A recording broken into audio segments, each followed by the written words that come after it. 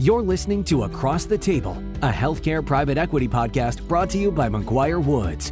Across the Table brings you inside the conversation with the specialists and professionals of the healthcare private equity industry.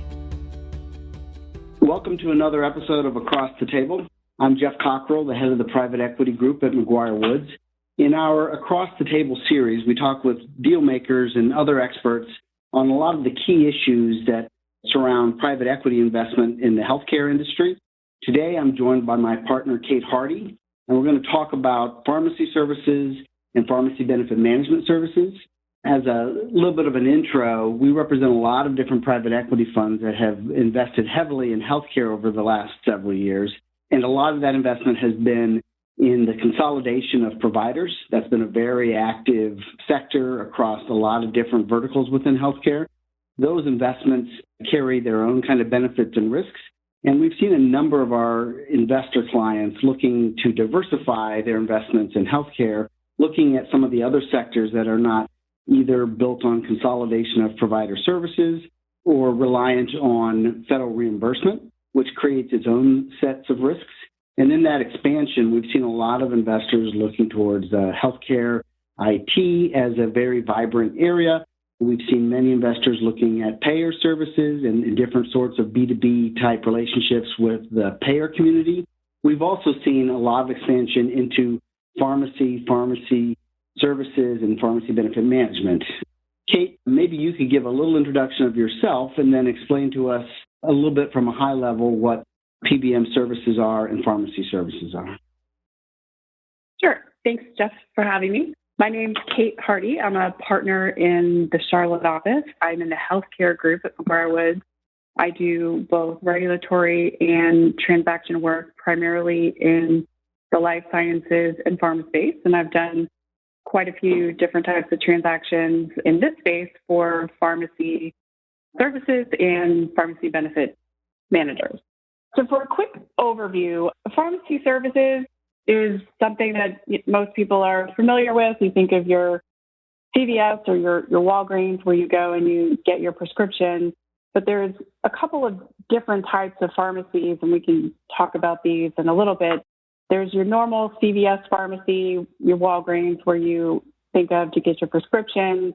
There are higher-end pharmacies that are called 503B pharmacies. These pharmacies typically do a lot of compounding work with various types of drug products for facilities. We've also seen a movement into a lot of online pharmacies, so not necessarily a brick and mortar, but a pharmacy where you just contact the pharmacy through a website and order prescriptions that way. Pharmacy benefit managers are the middleman in the drug supply chain. So when you think of a pharmacy, your insurance normally pays for your prescription. A lot of times there's a pharmacy benefit manager in the middle who is negotiating the fees and the costs for that prescription between the insurer and the pharmacy. So on one end, a pharmacy benefit manager will contract with employer health plans to negotiate your prescription drug benefit plan. And then on the other hand, the pharmacy benefit manager will contract with the drug manufacturers to negotiate rebates or other discounts on the drugs that are being purchased through those pharmacies.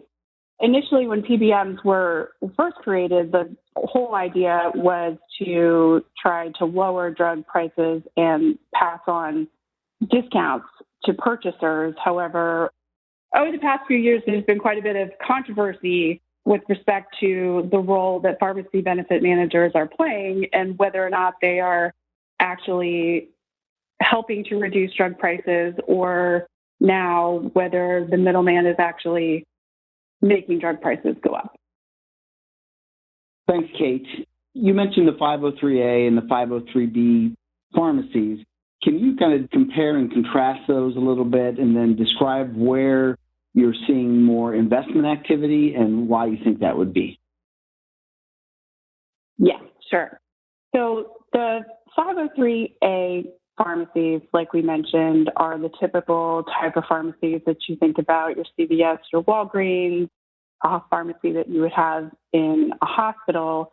And the 503B pharmacies are pharmacies that really only do compounded drug product on more of a manufacturing scale. And their products are sold either to other manufacturers because they're using them in drug product, or they're sold to hospital type facilities.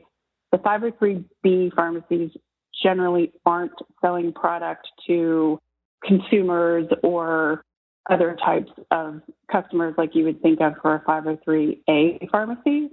And the 503A and the 503B pharmacies are heavily regulated both by state law, but also by the Food and Drug Administration.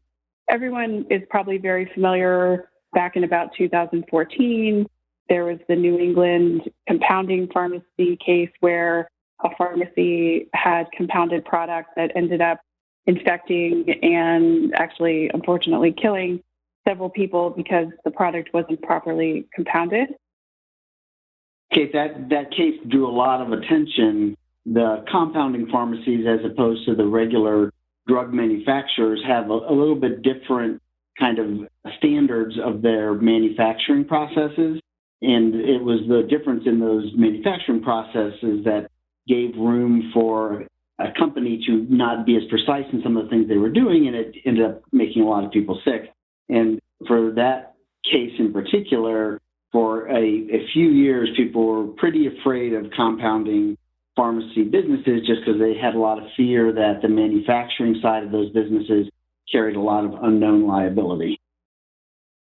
Yes, that's correct. And since that time, the FDA has come out with several different guidances, which has made it a little more clear what's required for both a 503A pharmacy, again, like the CVS pharmacy, which might still compound certain types of products, and also the 503B compounding pharmacy. So it's definitely a little bit more clear now as to how to operate those facilities. The 503Bs, there were quite a few companies when the new guidance came out decided that they were going to get into the 503B space. What many of them didn't realize is the very high level of manufacturing and compliance requirements that were needed to properly compound products. There are a few companies that jumped right into the 503 compounding space and unfortunately did not have quite what they needed to make it. And there are several of them that have since gone out of business. Because of that, some investors have been a little more shy when it comes to maybe looking at a 503B pharmacy. But if a pharmacy is very up to speed on the FDA requirements, understands all the manufacturing requirements, isn't really an area to be too terribly concerned about. But because it's different and a little bit newer, not as many people have been investing in the 503B pharmacies. The 503A pharmacies is where we've seen more activity, and I think part of that as well is because a lot of these pharmacies are in fact compounding medications that are frequently used in a physician practice. One example of physician practices that typically uses compounding pharmacies a lot are ophthalmology practices. We've seen several ophthalmology practices that are associated with a pharmacy or maybe have a separate entity that is a 503A pharmacy that's doing compounding. So I think these are just a little bit easier for investors to understand, and they're a lot more typical. So if we think of the 503A as being more in the realm of the traditional retail type pharmacies that we're familiar with, the 503B is being the compounding pharmacies that are mixing up particular cocktails from pre-existing compounds. We hear a lot of discussion around specialty pharmacy as well. What does that describe?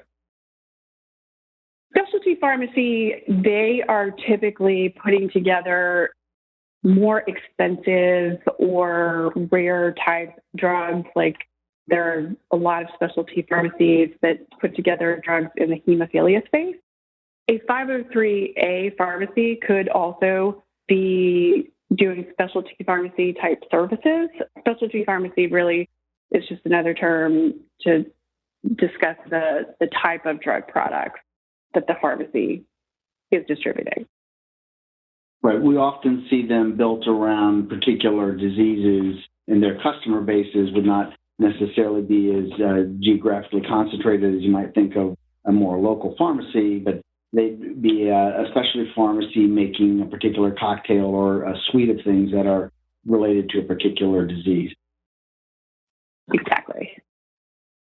Kate, in these different forms of pharmacies, what kind of payers would a pharmacy be encountering, recognizing that in some of the diversification, some investors have an appetite for having direct government reimbursement for the different services, others have less of it. What kind of a payer mix would these different pharmacies expect? Most pharmacies probably do touch on some type of federal healthcare program, either Medicare, Medicaid, or TRICARE. There are some that may not, but I think more typically you would probably see both federal healthcare programs and commercial managed care programs for a pharmacy. And that's because the more payers they participate with, the more customer and patient business the pharmacy is going to be able to get as well. So that's a revenue driver. So in the context of a pharmacy transaction, what are some of the transactional considerations that an investor would need to be mindful of in navigating a deal in that space? Key considerations in this space, the first one and the most important is the pharmacy license. Each state requires a pharmacy to hold a license to practice. So whether you're conducting pharmacy services in a particular state, or if you ship pharmacy product across state lines into another state, you'll be required to be licensed in both of those states. 50-state regime for pharmacy licenses, all of them are a little bit different. So it's very important in a transaction, and this applies whether you're doing or a stock deal, the State Board of Pharmacy is going to require at least notice and potentially require an entire new application to be submitted. And each of those states has very different timing as far as when the notice or application needs to be submitted. Some states require a new license to be issued before the transaction closes. Some of those licenses can take 60 or more days to get processed. So it's very important from a timing perspective to really understand each state where the pharmacy is operating, how the pharmacy is operating in that state, and then what are the requirements for each state board of pharmacy for either notice or also submitting a new application.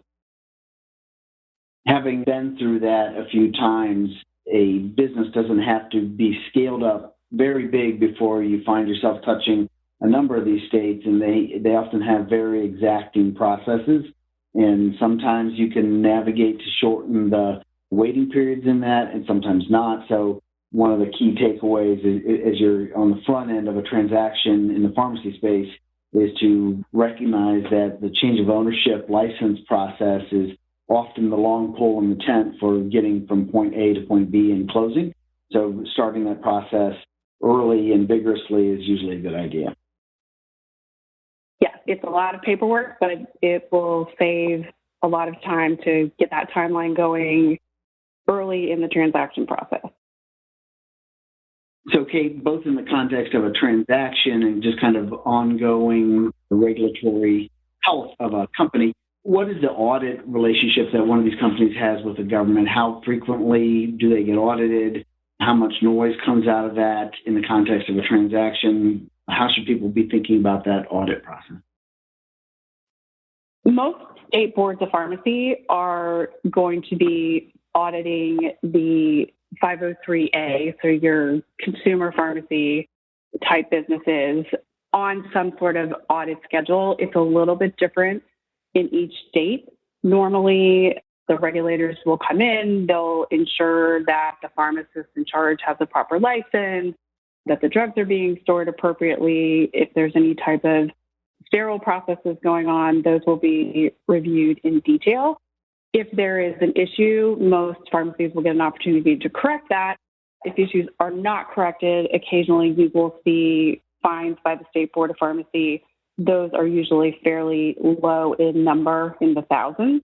But when you're doing diligence, understanding whether or not a pharmacy has had a history of issues with the State Board is very important to understand if anything needs to be cleaned up or you potentially might have issues with the pharmacy going forward.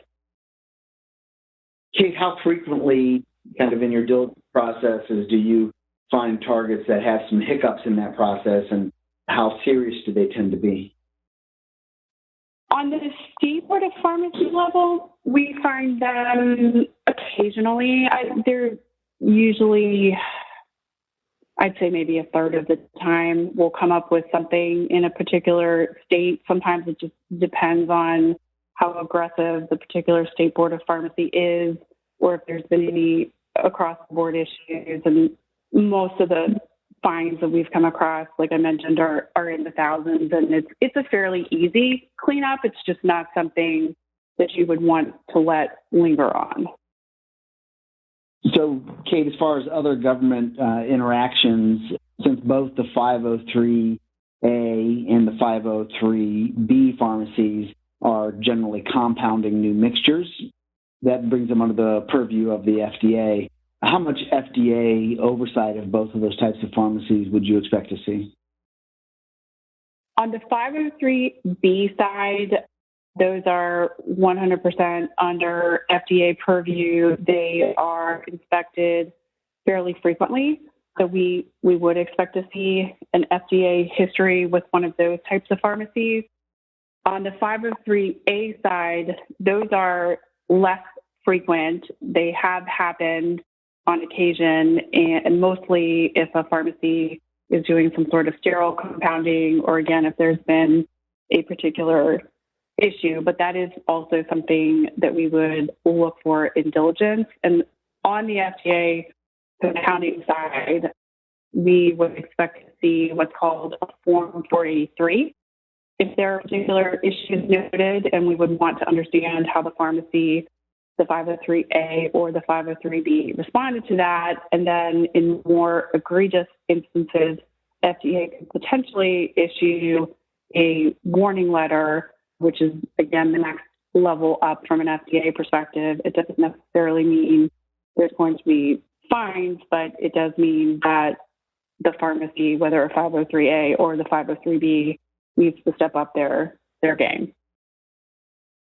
And in a lot of kind of diligence pathways, we will see a not clean bill of health, but it's not necessarily fatal. So if it were a billing and coding type audit that we were doing in connection with a transaction, it's not at all uncommon for that not to come back perfectly. In this context, how often do you see a pharmacy having difficulty with that FDA process, and how serious does it tend to be? I think where we see the most difficulty from the FDA process is if the pharmacy is doing sterile compounding versus non-sterile compounding, just because of the heightened requirements and scrutiny for sterile compounding. It's not unusual to have some sort of an issue come up, whether, they can be as simple as people not correctly covering their hair or not wearing the appropriate garb when you're doing the actual sterile compounding. Most of the time, it's a process or a policy or a signage issue that's fairly easy to fix. It's just habits that a pharmacy may get into that just needs to be cleaned up. Given that these pharmacies are often dealing with a lot of patient information, how often do you have Hipaa and PCI compliance concerns? HIPAA and PCI compliance should be looked at for every pharmacy diligence process. Pharmacies are submitting claim information with patient healthcare information on them, which puts them under the purview of HIPAA. PCI, the payment card industry, data security standard also applies if the pharmacies are taking credit cards from patients. That is another area that should be diligence to ensure compliance. Kate, one other area where we see a number of businesses, I'm not sure how much kind of investment activity we are seeing, and that would be the online pharmacy. You see commercials for them on TV or on the radio. In addition to the actual pharmacy component, a lot of those also have woven into their services an online doctor visit to provide the corresponding prescription for the drug that's going to be filled. What additional elements do those kind of online pharmacies introduce? There's two additional key elements if you're looking at the online pharmacy. To your point, these involve an online or a telehealth doctor visit. So we are going to be looking at telemedicine laws and requirements in all 50 states, depending on where those doctors are located. The other issues that come up with the online pharmacies related to the doctors are potentially corporate practice of medicine issues, depending on how the pharmacy is structured, depending on the relationships with the physicians. And then the last area to really take a look at for these online pharmacies, since we are having relationships with physicians, is the general sort of fraud and abuse, potential kickback agreement that you would normally think about with physician relationships.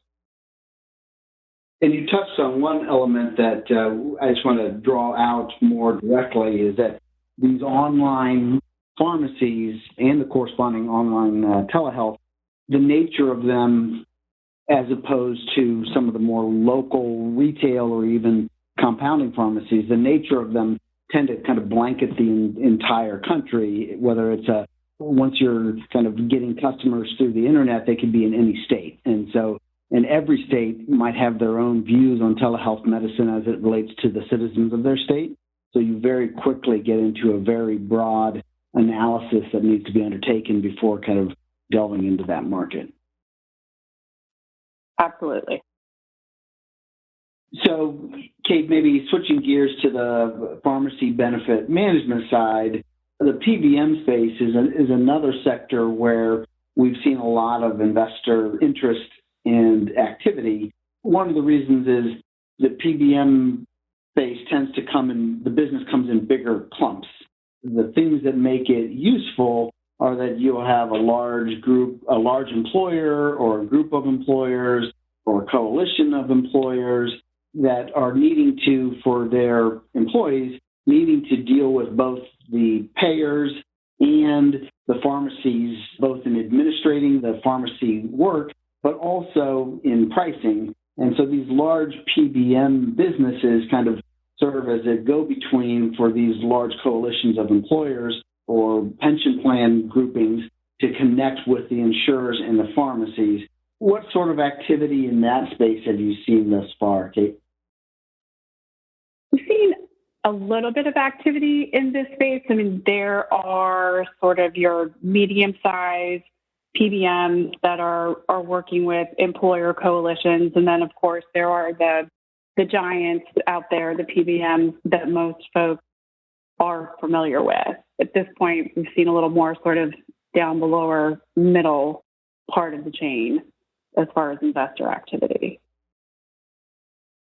I mentioned the scale. If a PBM business can kind of bring together the internal expertise that enables them to contract first with that large employer group, either individual employer or a coalition of them, then they immediately have a lot of buying power that they can use their expertise to navigate the terms with the pharmacies themselves and the payers, often to large-scale dollars. So you can see why there's a lot of interest from investors in that space.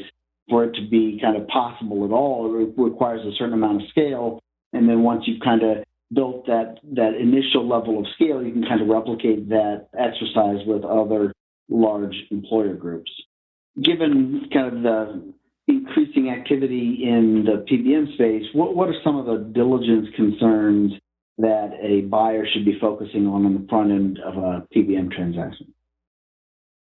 Well, like we discussed, the PBMs are the middleman between employer groups and the insurers. So the biggest area of diligence when you're looking at a PBM business is to really focus on the various contracts and all of the key contract terms that we would normally be interested in. So on the one hand, you want to understand all of the PBM relationships with manufacturers and their rebates and the discounts, how those are set up. You also really want to understand on the other side the contracts with the employer groups. And like you mentioned, sometimes those employer groups are a coalition of employer groups, and those contracts in general are extremely heavily negotiated, can have very long terms, can have explicit provisions as to whether or not the contract can be terminated or assigned. So these are some of the key things you want to keep in mind when you're looking at a PBM business. Right, and you can imagine kind of the competing interests in those agreements. The employer group wants to have flexibility. The PBM, on the other hand, these relationships, and it may not even be a long list of these relationships with employer groups that a PBM has, these relationships with the employer groups are the real core of their business. So really diligencing the relationship, not just the contract, but the relationship of this PBM with those employers or employer coalitions is a topic that folks spend a lot of time on. Kate, it would seem that one of the risks in the PBM business is a risk that is true for all intermediaries, especially when they grow much larger, and that is that the intermediaries usually start out in kind of creating efficiencies that would be difficult for a number of disparate either kind of employers or insurance companies to navigate. But you get to a certain size and it starts to raise questions as to whether or not, rather than kind of continually adding more efficiency, they are rent seekers within that ecosphere. And the folks on either side of that start to look for ways to cut through the intermediary. How big of a risk do you think that presents to either particular PBM businesses or the industry more generally? Right now, there's been quite a bit of controversy over all of the issues that you just mentioned. There's currently a case that was just heard in the Supreme Court. A lot of states, to try to get at the issue of managing costs or forcing PBMs to be transparent about the savings that they say they're providing, have enacted laws to try to regulate the PBMs. And the current issue that's being addressed by the Supreme Court is whether the Employee Retirement Income Security Act, ERISA, preempts or specifically preempts states from making laws to try to further regulate PBMs, whether it relates to PBM relationships with pharmacies or how PBMs are passing along rebates from drug manufacturers. So, Kate, in the context of looking at PBM business from a diligence side, what are some of the hot areas that you'd want to be looking at as far as where people might get in trouble or where issues could arise? There's a couple different high-level areas that we normally think about when we're doing diligence on a PBM. One of them is what's called the retail pharmacy spread. And this is where potentially an employer or an insurer might be charged more for processing the drug or for the drugs than the pharmacy actually gets paid. So for that, you would want to ask for specific data from the PBM and how the payments are working.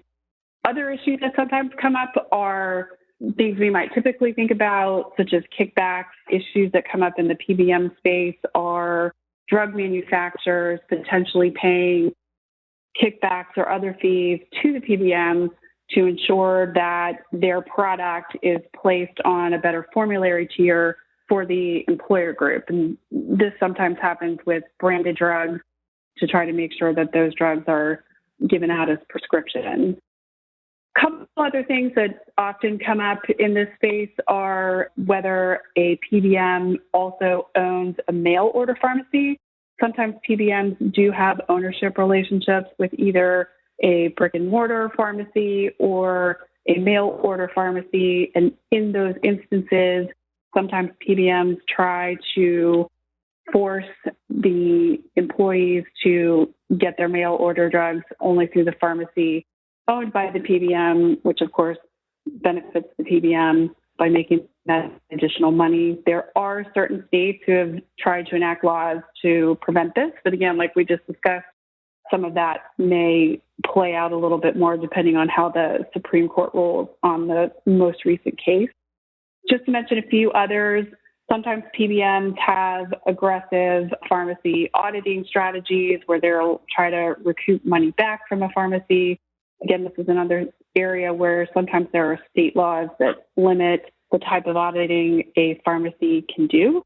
And lastly, I think we may have mentioned this as well, but some states have specific registration or licensing or other requirements for a PBM. So it's important to take a close look at the state or states in which the PBM is operating and make sure they have all the required permits or licenses. And then lastly, we're dealing most likely with patient information passing between the PBM in some way. So just general data privacy and Hipaa like we would for most deals.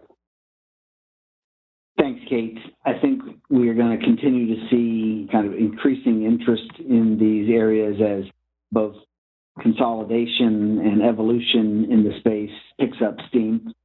That's probably a good place for us to call it a day. As always, if anyone out there is looking at a transaction in any of these sectors and would like to kick around where some of the hot issues are or take a look at something from a structural perspective, by all means, please give us a call. We're happy to do that off the clock.